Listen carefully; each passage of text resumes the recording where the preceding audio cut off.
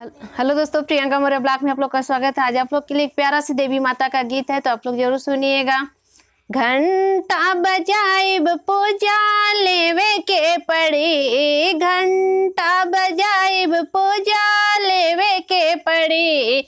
मैया जवन मांगन मांगब तो है देवे के पड़ी है। मैया जवन मांगन मांगब तो है देवे के पड़ी। मैया दुआरे एक अंधा पुकारे, मैया दुआरे एक अंधा पुकारे। अंधा को नैना तो है देवे के पड़ी, अंधा को नैना तो है देवे के पड़ी। मैया जवन मांगन मांगब तो है देवे के पड़ी है। मैया जवन मांगन मांगब तो है देवे के पड़ी।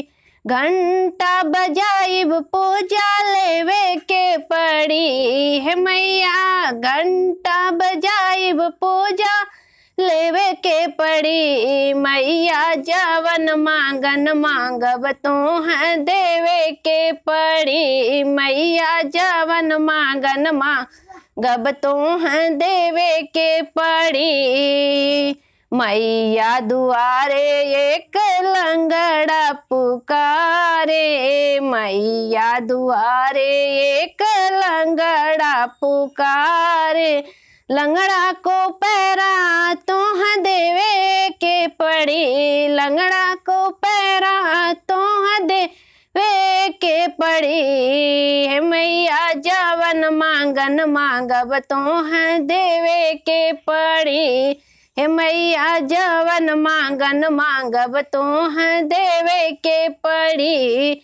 घंटा बजाइब पूजा लेवे के पड़ी। मैया घंटा बजाइब पूजा लेवे के पड़ी। मैया जवन मांगन मांगब तो है देवे के पड़ी।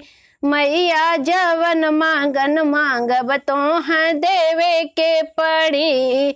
मैया दुआरे एक बाजिन पुकारे, मैया दुआरे एक बाजिन पुकारे। बाजिन को बालक तो है देवे के पड़ी, बाजिन को बालक तो है देवे के पड़ी। मैया जवन मांगन मांगब तो है देवे के पड़ी। मैया जवन मांगब तो है देवे के पड़ी।